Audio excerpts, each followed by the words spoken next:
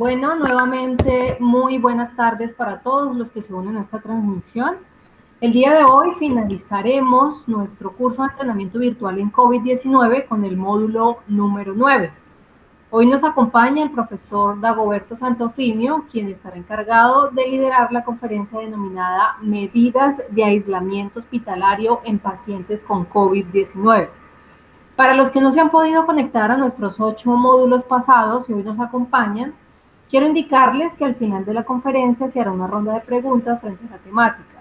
Ustedes podrán hacérmelas llegar a través del WhatsApp que se les facilitó al correo y yo se las leeré a nuestro conferencista para que él pueda responderlas. También quiero mencionarles que hoy a las 7:10 se estará enviando el formulario de asistencia a cada uno de sus correos. Es importante que lo hagan inmediatamente, que logren diligenciarlo, ya que el formulario solo estará habilitado por 7 minutos. Aquí las cosas, damos inicio a nuestro módulo. Le cedo la palabra a nuestro docente, profe Dagoberto. Buenas tardes. Hola. Profe Dagoberto, le Hola, cedo profe, la buenas palabra. tardes. ¿Puede continuar, por favor? Ok, muy buenas tardes. Muchas gracias a todos. Mi nombre es Dagoberto Santofimio, como lo acaba de decir Yanita. Hago parte del área de la docencia de la Facultad de Ciencias de la Salud, de la especialización en la maestría en epidemiología, y soy miembro en este momento como coordinador en la Oficina de Epidemiología y Infectología del Hospital Universitario Hernando Moncaliano Perdomo en la ciudad de Neiva. La idea es, en esta charla, digámoslo así, que se vuelva más amena y que ojalá que todo lo que se tenga aquí, que les voy a decir, se tome en cuenta en todas las áreas asistenciales que se tienen en este momento en aislamiento, principalmente con infecciones respiratorias, en especial en eventos COVID. Bueno. Además de decir lo que se encuentra en literatura respecto a los aislamientos, quiero es dar como unos tips que son muy importantes y que por la experiencia que se ha tenido, no solo ahora, sino por la parte laboral que tengo en el hospital universitario, lo he traído a ustedes para que de una u otra manera se retroalimenten, hagan esto en sus áreas asistenciales y que de una u otra manera es como lo que más en este momento lo tenemos en cuenta en los hospitales, que tenemos ya experiencia con este tipo de eventos. Entonces, estos 6 puntos o 6 ítems son digámoslo así, como el pollo, el arroz con pollo, lo que tenemos que tener en cuenta. Entonces, lo primero es la parte de definir el tipo de aislamiento. Otro punto que se va a tener en cuenta en la charla es la definición de la ubicación o el área de aislamiento en los pacientes que son de COVID. Lo otro es concertar y preparar el talento humano.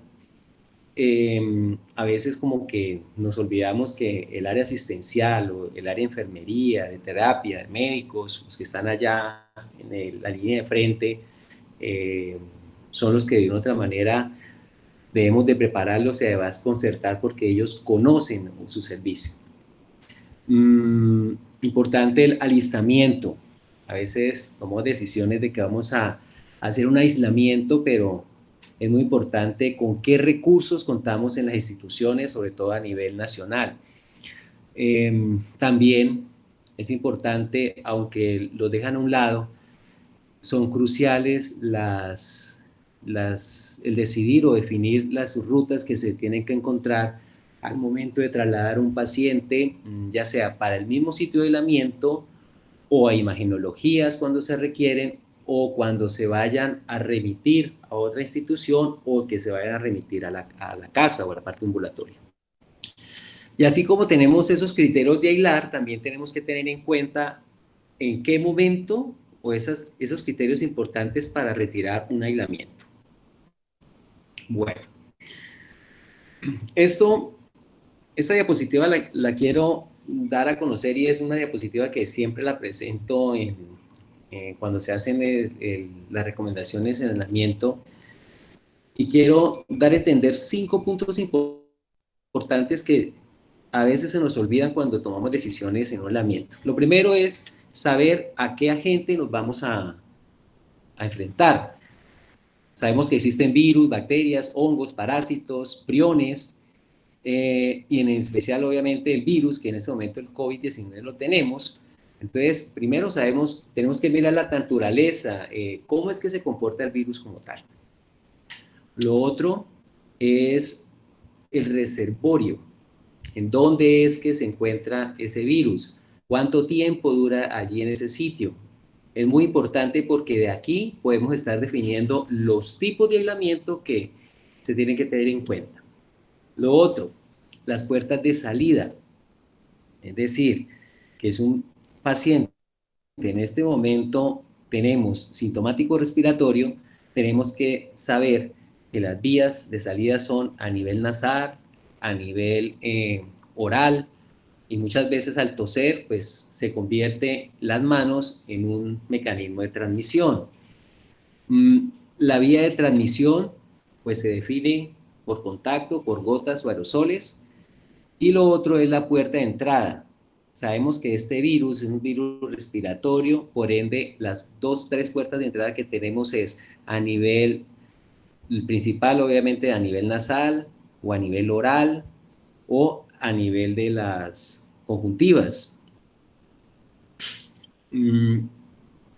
Bueno, entonces así cuando tenemos esto o vemos esta naturaleza como tal de comportamiento de este virus, entonces así mismo tomamos esas decisiones. Hay que tener en cuenta que este virus, de acuerdo a sus manifestaciones, como tal, podemos encontrar que se comporta de manera, podemos asimismo tomarlo como un aislamiento por gotas, es decir, porque resulta que este virus es un virus grande, mide más o menos como 400 nanómetros, más o menos, y que esta realmente al toser o al estornudar, fácilmente estas microgotículas pueden llegar hasta 1.5 o 2 metros. Entonces, asimismo, tomemos ese tipo de barreras. El otro mecanismo que se tiene es por aerosoles.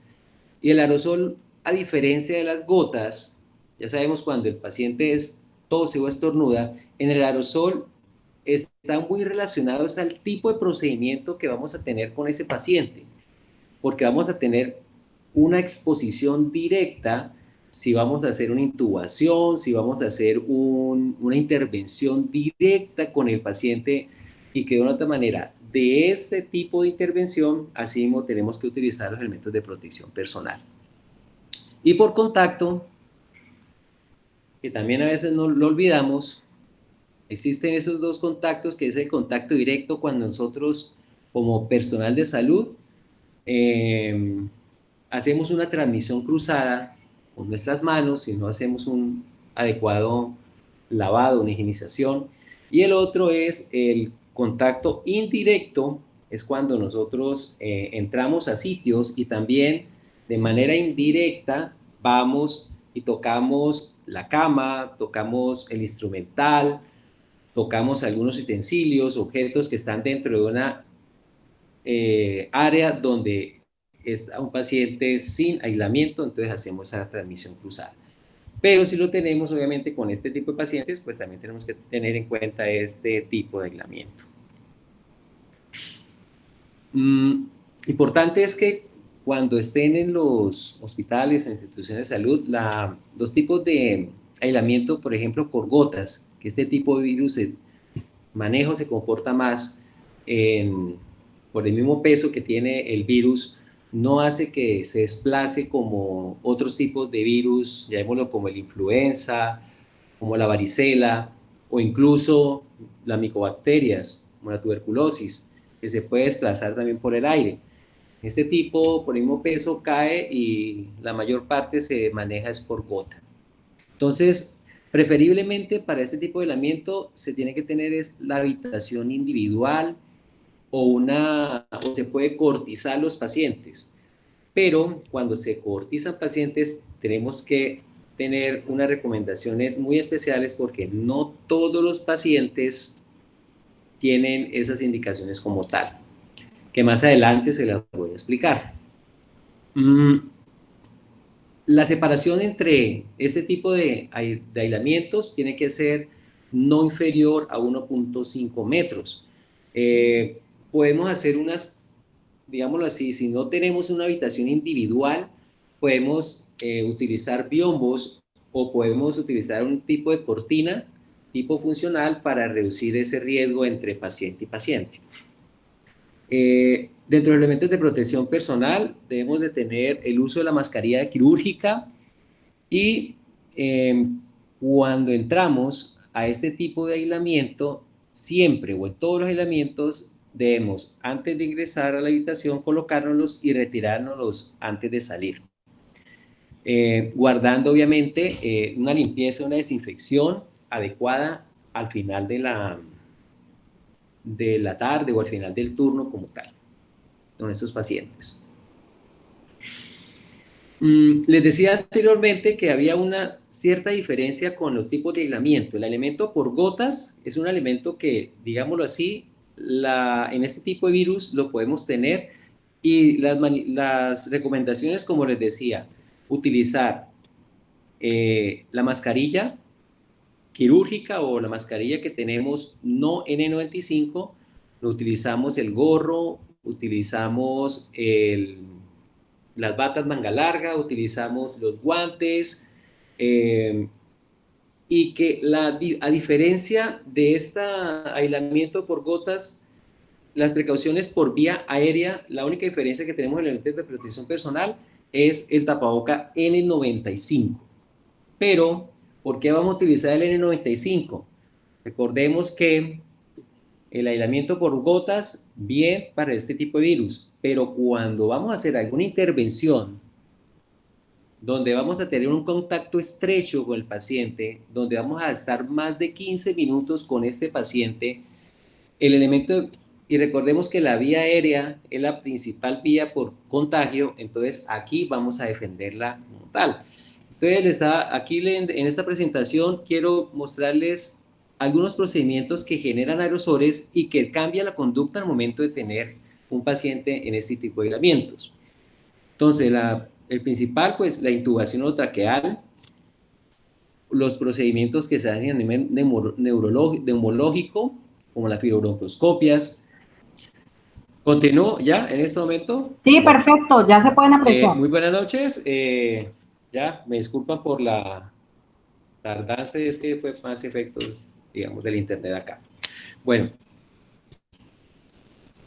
entonces, como te venía diciendo respecto a los aislamientos, vamos a tomar esta diapositiva donde encontramos los tipos de aislamiento que podemos tener en un momento dado cuando nos enfrentamos al virus COVID-19. Entonces, podemos tenernos tres escenarios. Uno, el aislamiento por aerosoles, otro el aislamiento por gotas y el otro para aislamiento de contacto. Los pacientes, digamos así, que llegan a una sala o un área general, si no son sintomáticos respiratorios, hay una alta probabilidad de que tenemos que aislarlos como contacto.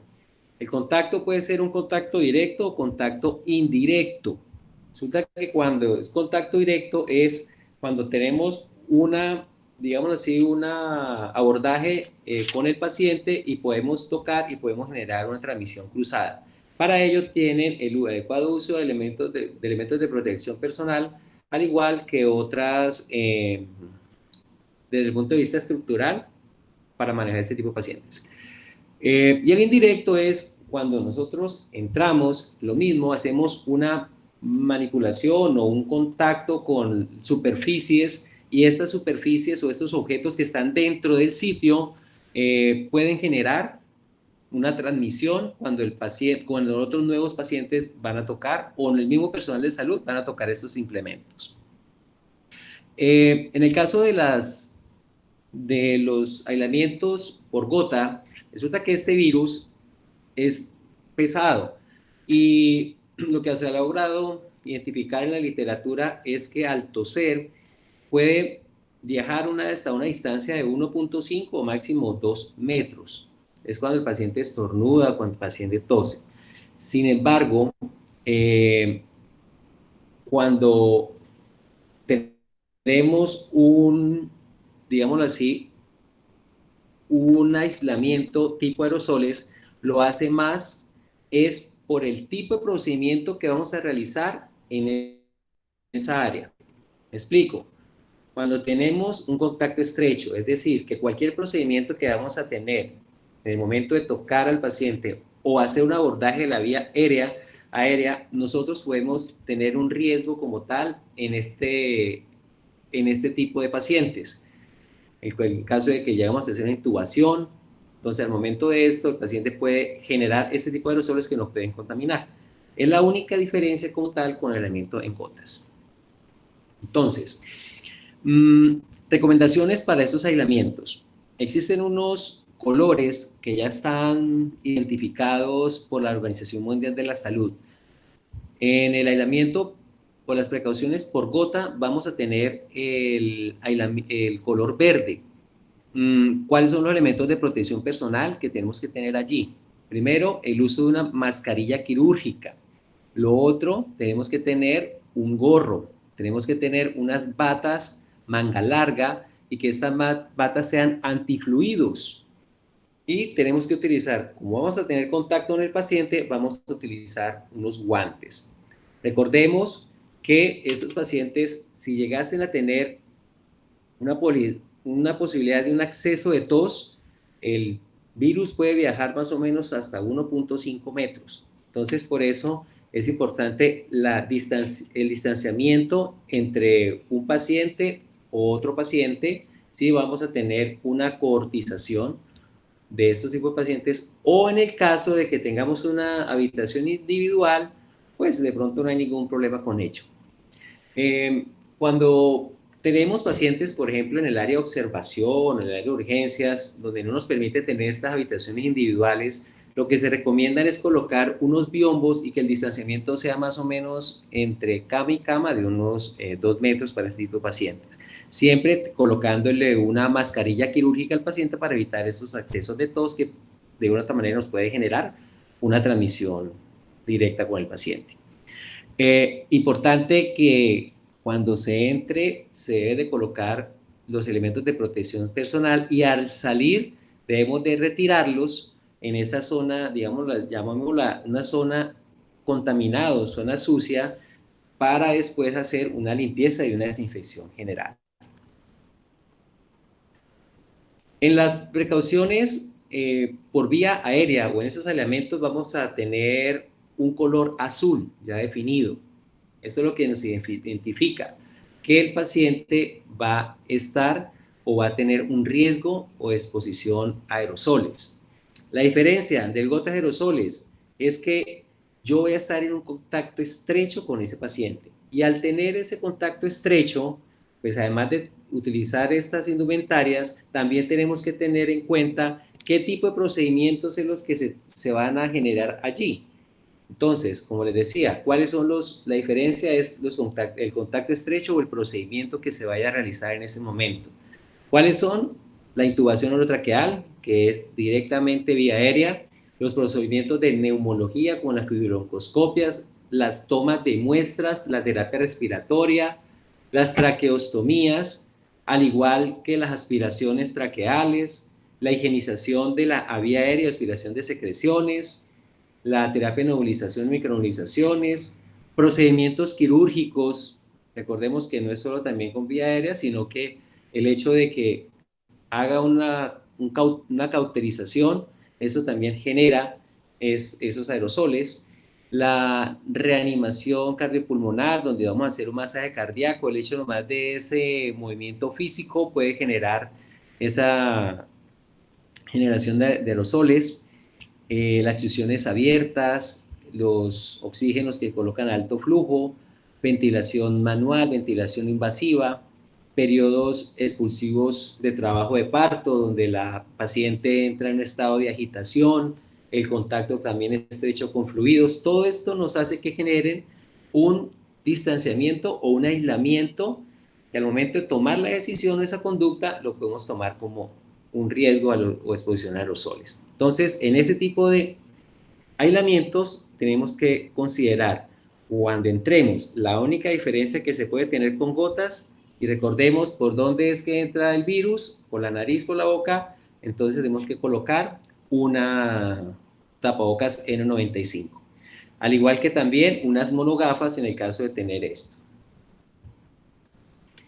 Bueno, importante también lo del aislamiento de contacto. Sin embargo, en este tipo de pacientes, el aislamiento de contacto lo vamos a utilizar en aquellos pacientes que no son sintomáticos respiratorios, pero que de una u otra manera, como estamos en fase de mitigación, tenemos que tenerlo en cuenta para los pacientes, llamémoslo así, que vienen por un diagnóstico o una patología general. En este tipo de pacientes tenemos que tener en cuenta la higienización de las manos, al igual que los demás. Debemos de utilizar bata desechable al momento de estar en contacto con el paciente, ese contacto, digámoslo así, estrecho, pero que no genera aerosoles. Utilicemos el gorro, también por el contacto, y utilizar unos guantes. Preferiblemente para este tipo de cortizaciones o este tipo de áreas que son de estos aislamientos de contacto, se colocan 2 guantes cuando se va a hacer un procedimiento directo.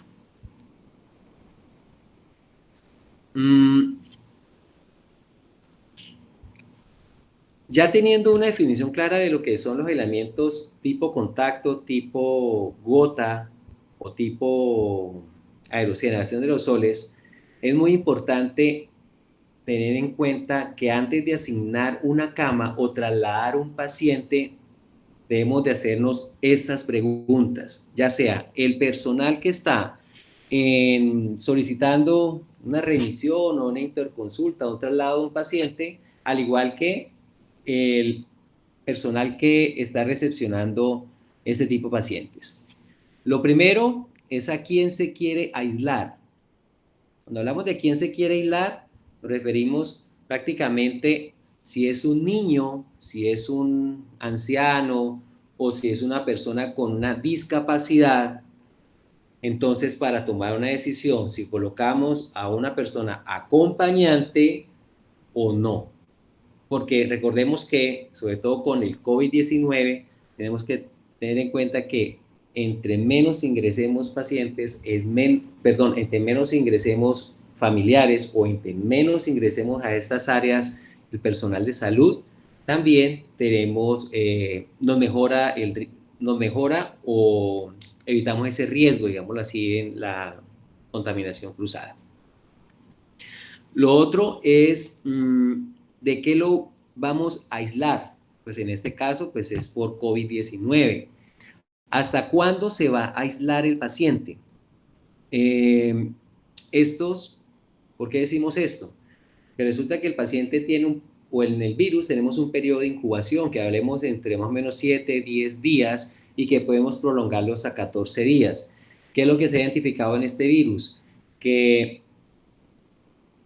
estos pacientes, después de haber tomado y siendo positivos, después de 15 días, tomamos un nuevo control de PCR y hemos identificado virus a nivel de estos pacientes. Entonces, ¿qué es lo que se hace con estos PCRs positivos? Se prolonga una semana o hasta 2 semanas más con un nuevo control. Y lo otro que es también importante, ¿cómo lo vamos a aislar? Ya recordemos que esto está en relación a la seguridad para mitigar ese riesgo y también a la parte presupuestal de una institución de salud. Bueno, también es importante, como decía en la primera diapositiva, definir la ubicación o el área de aislamiento. Entonces, podemos tener un área individual, que es cuando tenemos una habitación donde podemos establecer una persona allí sola o de acuerdo a el tipo o características de la paciente o el paciente, si es un niño, si es un adulto o si es una persona con discapacidad. Lo otro, si definimos que es un aislamiento funcional, por ejemplo, en el caso de las áreas de observación, en urgencias, donde prácticamente son salones grandes o esas áreas donde uno no, de una u otra manera no puede garantizarle de manera estructural no podemos garantizar que un paciente tenga una habitación individual, digámoslo así, entonces pues funcional por biombos a un cierto distanciamiento, o en el caso de que llegamos a tener un número considerable a nivel de las salas de urgencia o las salas de observación o en los pisos, hospitalización, por ejemplo, cuando tengamos ya bastantes pacientes con las mismas características, entonces se considera una coortización.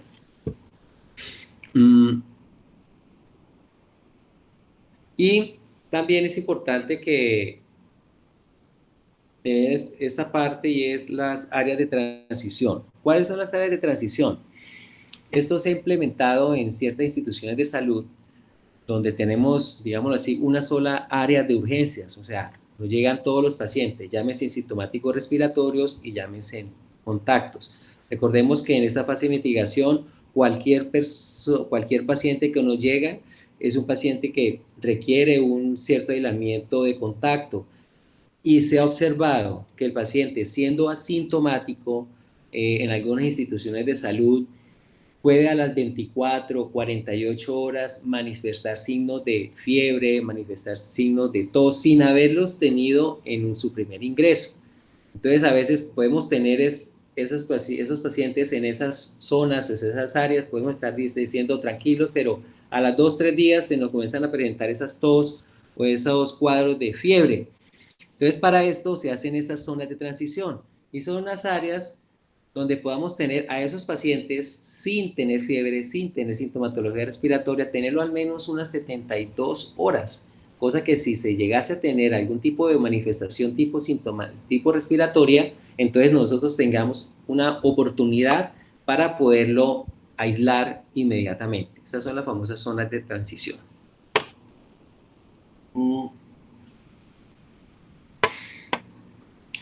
Los ejemplos claros de los elementos estrictamente físicos es donde el paciente, por ejemplo, requiere, dijimos que era, se decía que era en el caso de requerir un cuarto solo, la recomendación es que tiene que estar bien aireado, la puerta tiene que estar cerrada y con ventanas hacia el exterior. Eso permite ese intercambio de aire hacia afuera y esta presión puede generar una oportunidad en el momento de la atención o el aislamiento de esos pacientes. ¿Por qué una puerta transparente? Pues obviamente, como no vamos a entrar casi a ver ese paciente, pero esta puerta nos tiene que permitir una visualización. Y los otros es los aislamientos. Estos aislamientos son importantes tener en la puerta la semaforización, ya sea por gotas, que es de color verde, si es por aerosoles, azul. El elemento funcional, para resumir, áreas de observación o áreas de urgencia, donde tenemos 10, 15 pacientes.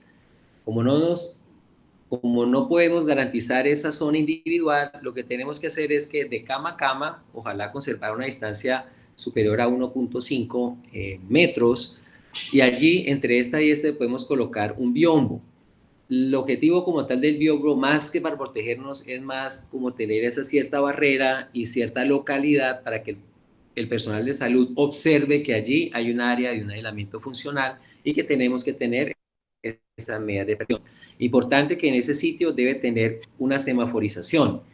Si es en el caso de gotas, pues colocar un semáforo de color verde o colocar al menos un cuadro, un retablo, ya sea con una hoja oficio, colocar el color verde.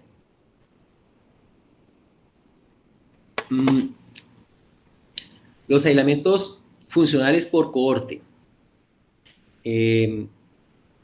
Estos hay que tener mucha precaución y es porque no todos los pacientes sintomáticos respiratorios se pueden aislar como cohorte. Explico. Si nosotros tenemos un paciente sintomático respiratorio grande, general, donde llega con tos, con fiebre, no solo es COVID, puede ser una tuberculosis, puede ser una influenza. Y lo que podemos hacer es generar un riesgo de transmisión cruzada entre paciente y paciente.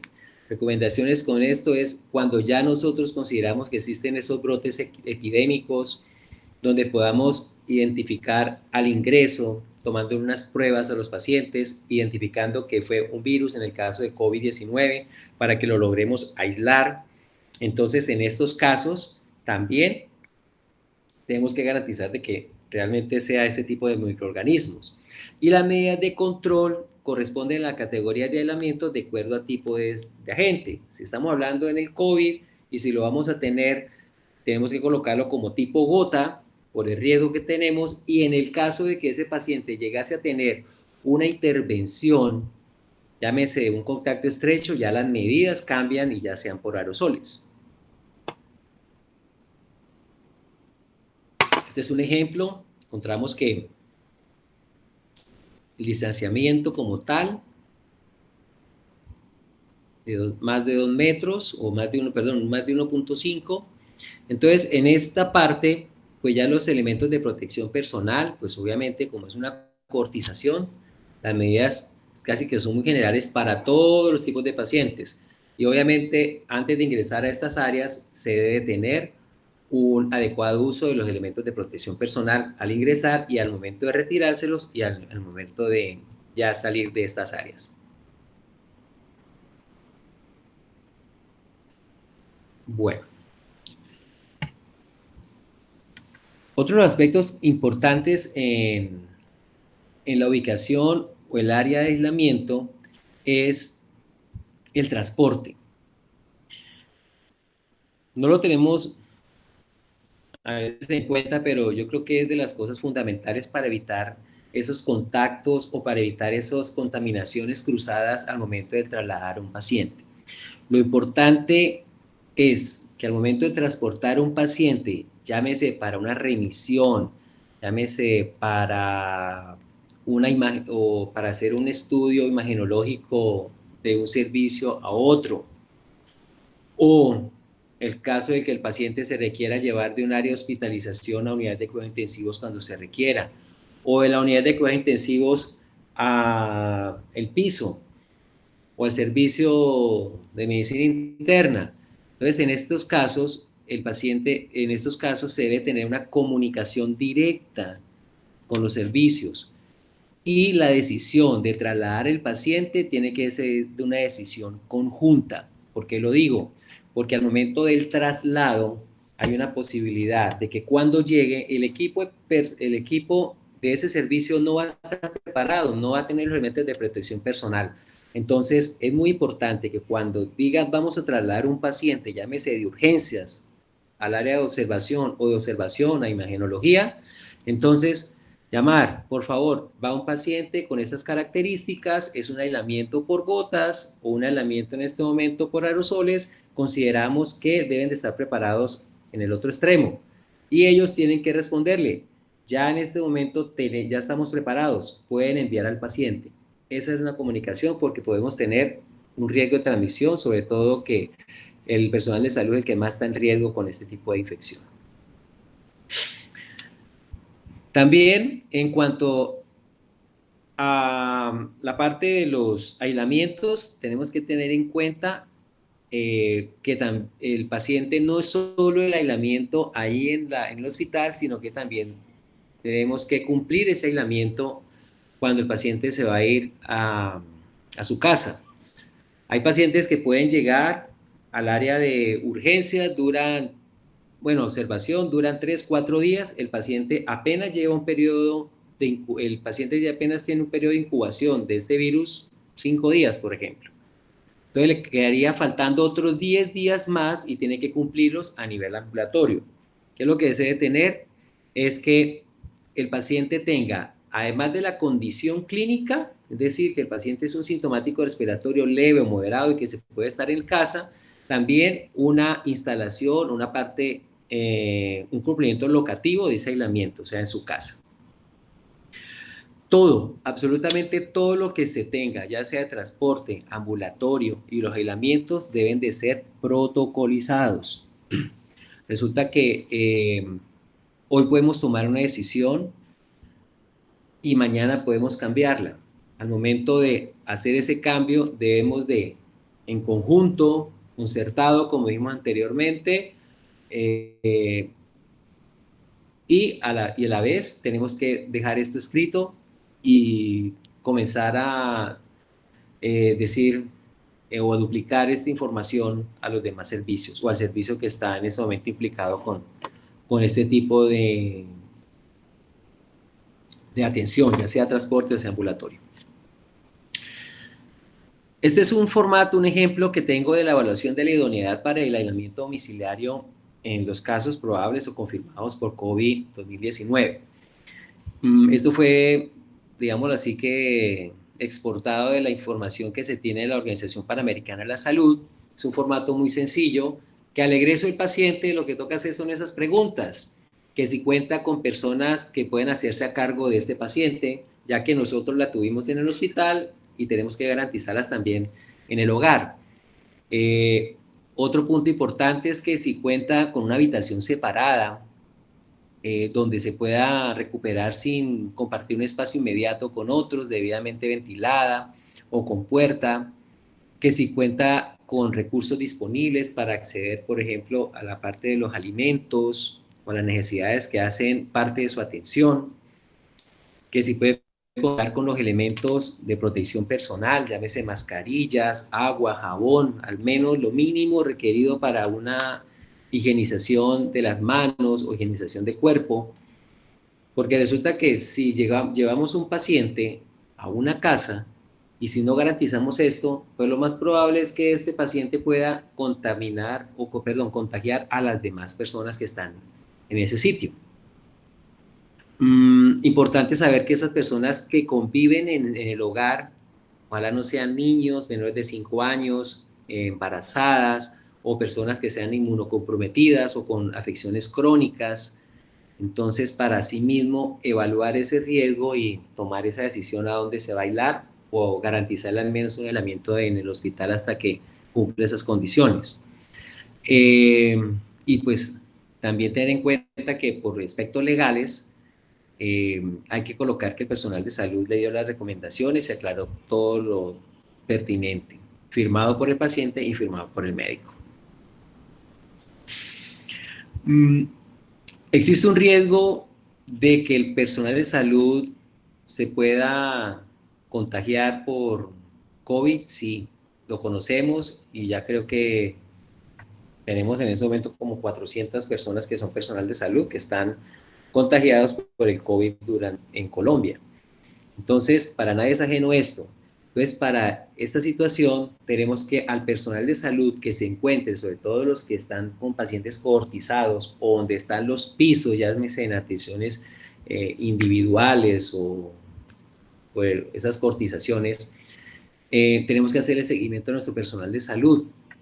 Entonces, todos los días se tiene que colocar con una fecha el nombre de la persona que ingresa a esa habitación, el cargo, si utilizó o no los instrumentos de protección personal completos, qué actividad realizó. Recordemos que si el paciente está allí es en gotas, pero en el momento que se vaya a hacer una intervención como una intubación, ya cambiaría el riesgo. Entonces los elementos de protección personal, sobre todo el tapabocas N95 y las caretas, cambian estos elementos. Entonces hay que colocar esa actividad.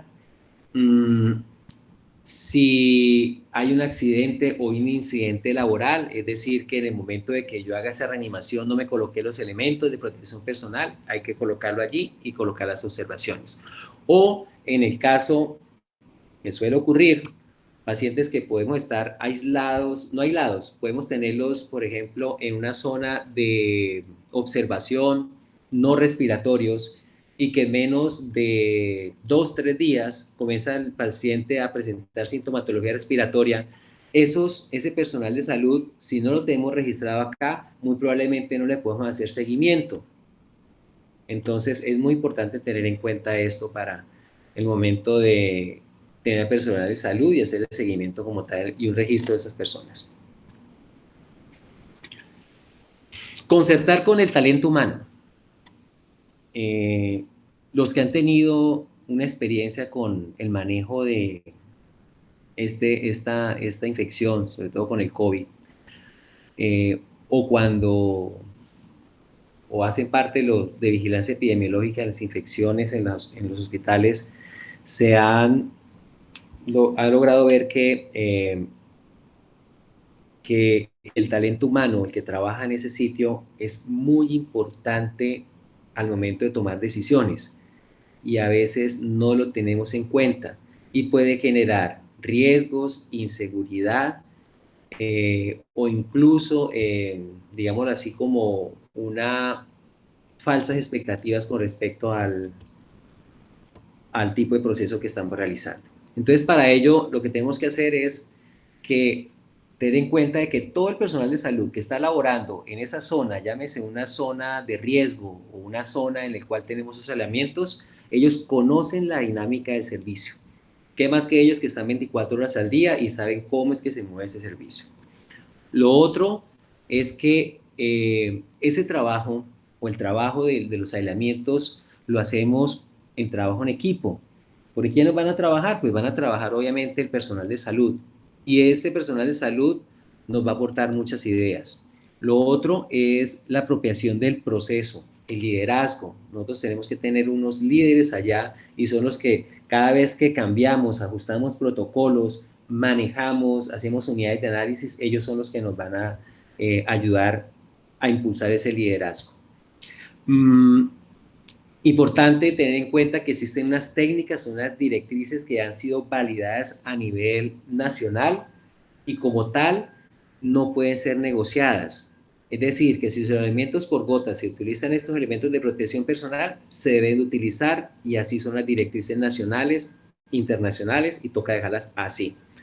Que a veces dicen, no, es que nos sentimos desprotegidos en otros servicios en Europa o en la China, utilizan los trajes blancos, yo les digo los trajes de astronautas. Resulta que la evidencia ha demostrado que el colocarse esos elementos de protección personal o esos trajes, digo que son como trajes espaciales, que son los famosos trajes blancos, los de mono, pueden generar hasta más riesgo de contaminación cruzada con el mismo personal de salud. Entonces, y la evidencia nos dice otra cosa.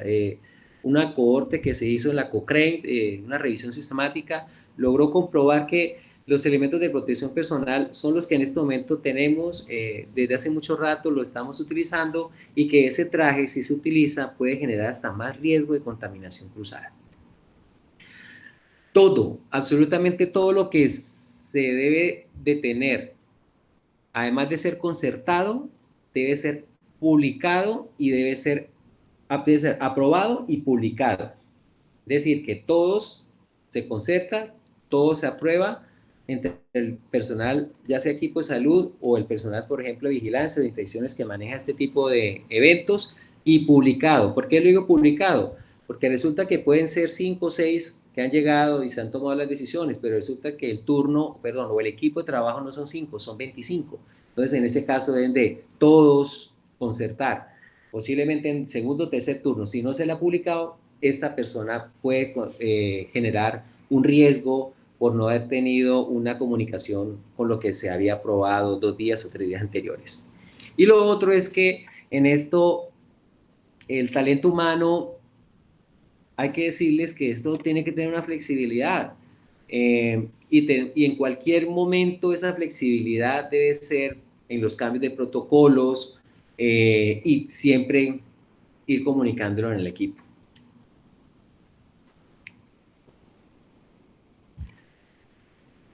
El talento humano, esas son las recomendaciones mínimas que debe tener el personal de salud al momento de tomar una decisión o que esté trabajando en las áreas de aislamiento.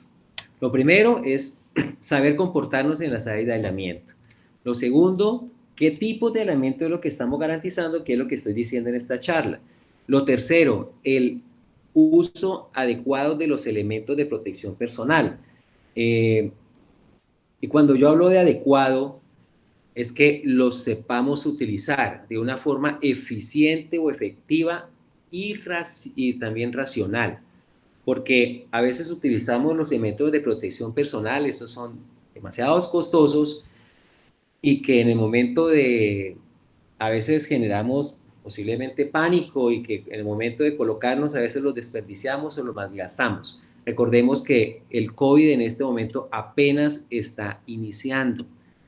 En este momento tenemos posiblemente 2, 3, 4 meses donde todavía existe cierta incertidumbre en las famosas curvas que dicen a nivel del Ministerio de Salud.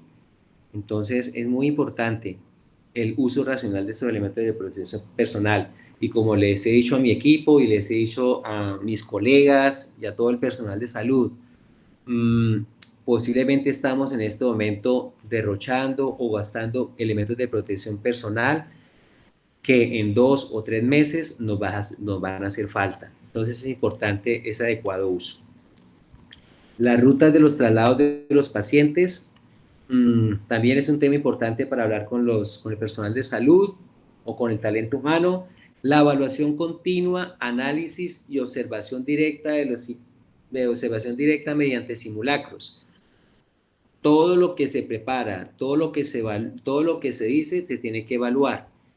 ¿Y cómo se va a hacer? Pues simulacros. Es muy importante hacerlos con el equipo. Por ejemplo, simulacros de cómo colocarse los elementos de protección personal, cómo hacer un traslado de un paciente, cómo hacer una reanimación en un paciente, perdón, una intubación en un paciente con COVID. ¿Cuál es la clasificación? ¿Cómo clasificaría de acuerdo a una historia clínica el paciente y cómo intervendría con un tipo de aislamiento? Todos esos puntos son importantes al momento de tener en cuenta la preparación del talento humano. Y recordemos que si no preparamos bien, puede generar esa inseguridad. Y recordemos que la incertidumbre está relacionada, y los miedos están muy relacionados con el desconocimiento. Entonces, y esto también nos puede evitar a producir errores. Cuando hablamos del alistamiento, es que siempre que tenemos que tener, estamos en Colombia, estamos a nivel de la región de departamento del Huila, entonces sabemos cómo el sistema de salud en este momento tenemos a nivel nacional. Los costos de estos tipos de aislamientos, digámoslo así, que pueden generar una situación bastante fuerte en las instituciones prestadoras de servicios de salud. Entonces, para ello es importante que el aislamiento lo evalúen, si vamos a hacer individual, si lo vamos a hacer funcional, si lo vamos a hacer cohortizado. Entonces, eso también lo tenemos que evaluar. Hay que usar lo estrictamente necesario. En este momento no podemos estar derrochando, sabiendo que es ese gasto que estamos generando ahora que realmente no es eficiente, podría haber sido evaluado y haber sido mejor tomada una decisión con otro tipo de aislamiento.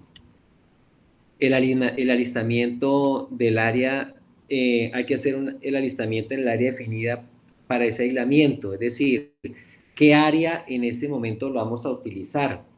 Si tenemos, voy a dar un ejemplo, si tenemos una habitación que tiene 2 camas y una habitación que puede tener para 4 camas, pues tratemos de utilizar la que menos tiene camas para garantizar este tipo de aislamiento, ya que después, si vemos que hay un aumento en el número de casos, pues podemos invertir. Recuerde que existe una flexibilidad, podemos invertir esa cama y esa habitación y la podemos más bien pasar a esas 4 que estamos generales, las podemos tomarlo como cohortización. También tener en cuenta que aunque uno lo ve muy simple, hay que hacer un alistamiento del traslado. Entonces, al momento de la salida, al momento de hacer un traslado de imágenes diagnósticas por el simple hecho de trasladarse de un servicio a otro, requiere elementos de protección personal, requiere un alistamiento de rutas.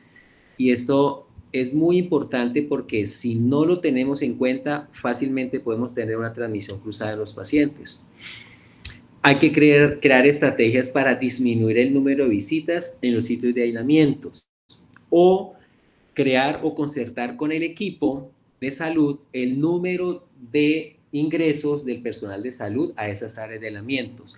Cada vez que entramos a un área de aislamiento puede generar más uso de elementos de protección personal y a su vez más riesgo de que el personal de salud se pueda contaminar. Entonces, si el paciente está aislado, tratemos de que las evoluciones que se tengan sean las mínimas posibles y las órdenes que se vayan a hacer en este tipo de pacientes o las sean que coincidan con la hora de la merienda o la hora de la dieta del paciente.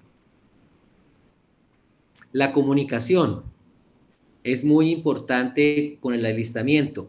Si tenemos unos pacientes allí aislados y si sabemos que el auxiliar ingresó, el auxiliar puede salir del aislamiento y puede decirle al médico o decirle si no existe, digamos así, una necesidad para poder ingresar a valorarlo, pues obviamente que se lo comunique afuera.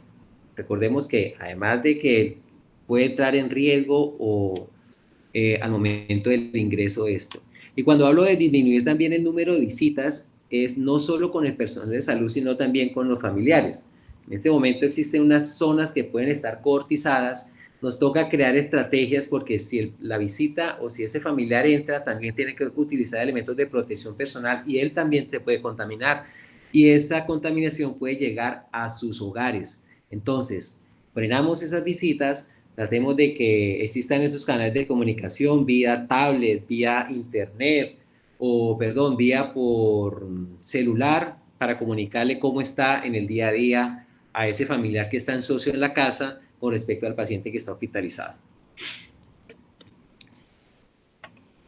Bueno, al momento de definir las rutas, que eso es un punto importante que tengo que dar en cuenta de recomendación, es que las rutas por donde va a ir el paciente, recordemos que el traslado también se convierte en un aislamiento.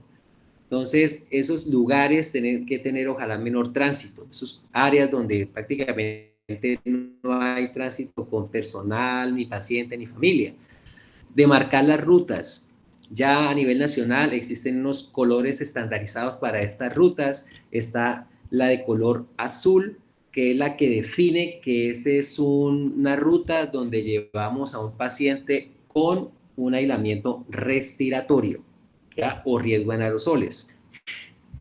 Está la otra que es digámoslo así, una demarcación de ruta que es de color amarillo, que es la que nos indica que existe un riesgo, digámoslo así, de peligro. Esta sirve para demarcar, digámoslo así, hacia los lados para que la persona tenga ese distanciamiento, digámoslo así, por esa ruta. Y color verde es una zona o una línea de tránsito, es decir, que cualquier persona puede deambular o cualquier paciente no sintomático respiratorio se puede trasladar por esa ruta verde. Importante al definir esas rutas que se deben de colocar unos mapas con esos colores y también lo mismo, publicarlos para que todos conozcan esas rutas. Aquí le tengo un ejemplo de las rutas que se tienen en el hospital universitario. Entonces, aquí, por ejemplo, vemos que está la ruta o la zona azul que encontramos acá. Esta rayita azul significa que, pues que por ahí, por esa ruta, es donde se desplazan o se lleva el tránsito de los pacientes que tienen sintomáticos respiratorios o COVID.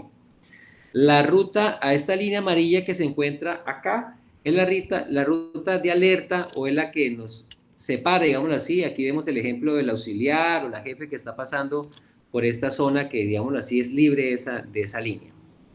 Esas son cositas que son detallitos que son muy importantes tener en cuenta. Y hay un colorcito naranja que son las áreas de transición, como yo les decía. Hay una zona donde el paciente no es sintomático respiratorio, pero yo lo tengo aislado porque no sé cómo está.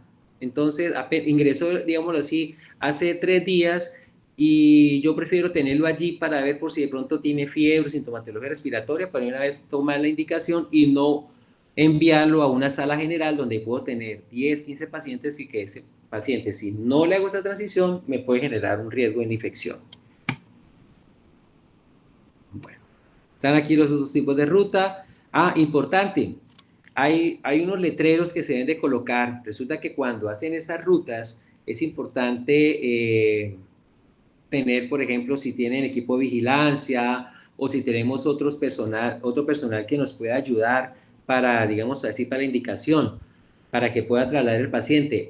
Ningún paciente, perdón, ningún familiar o ninguna persona puede pasar o transitar cuando en ese momento se está transitando un paciente sintomático respiratorio. Entonces, por favor, cuando se hacen esas rutas, en el momento de que digan hay un paciente que va sintomático respiratorio, todo se debe, digamos así, congelar y solo puede ser el paso, se puede habilitar el paso solo para el traslado del equipo que va con el paciente.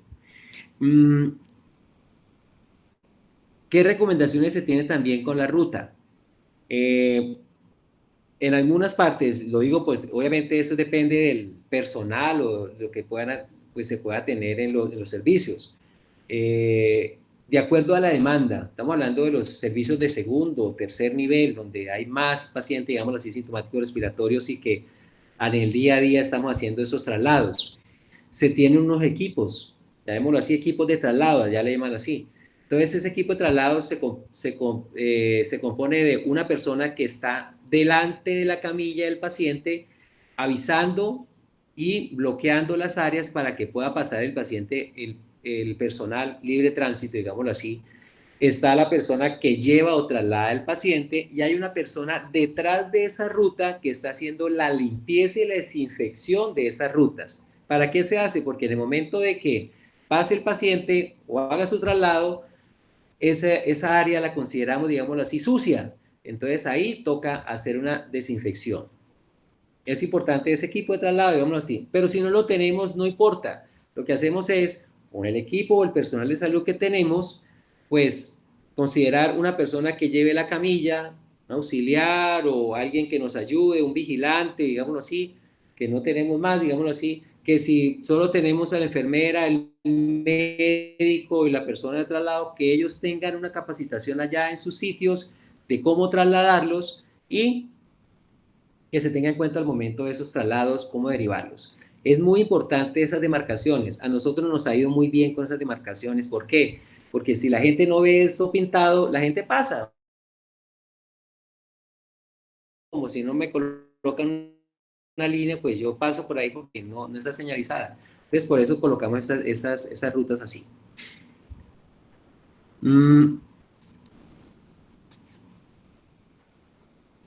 Otro de los puntos importantes es, que ya lo hemos comentado en las otras diapositivas, son los criterios de aislar o retirar un aislamiento. Lo que más, ya como hablamos de los criterios de aislar, los dijimos ahí anteriormente, cuáles son los criterios, que obviamente si el paciente tiene sintomatología respiratoria, pues pasaría a gota o a contacto, perdón, a gota o a aislamiento, o a riesgo o aislamiento por aerosoles, cuando depende de la intervención. Y en el caso, por ejemplo, de retirar un aislamiento, que eso sí me falta decirles a ustedes, y esto está de acuerdo al periodo de incubación. Si el paciente que es positivo para COVID, ese paciente debe de mínimo garantizarle los 15 días garantizado, obviamente garantizado. Va a estar sino 8 días o el paciente va a estar los 3 días y se egresa, el paciente tiene que continuar ese aislamiento en la casa hasta los 15 días. Pero no se sale de ese aislamiento. Tiene que garantizarse que el paciente está curado, ¿sí? Y como está curado, pues toca hacerle una PCR para evidenciar de que no existe virus en ese momento en ese paciente. Entonces, hasta ahí se puede conseguir. Si el paciente es negativo para COVID, pero el paciente es sintomático respiratorio, puede existir una cierta situación. Si el paciente es sintomático respiratorio, pues que continúe obviamente ese aislamiento. Garantizarle que, ¿cuánto? Los 15 días. Y hasta que se pueda hacer una posible prueba de confirmación, pero eso está muy dependiente de la clínica o el criterio médico. Porque si es un paciente que ingresa, por ejemplo, con criterio tipo 3, que es un sintomático respiratorio que tiene unas comorbilidades, incluido EPOC, pacientes con cardiopatías o pacientes embarazadas o pacientes más de 5 años, pues en ese tipo de pacientes, de acuerdo a su clínica, podemos considerar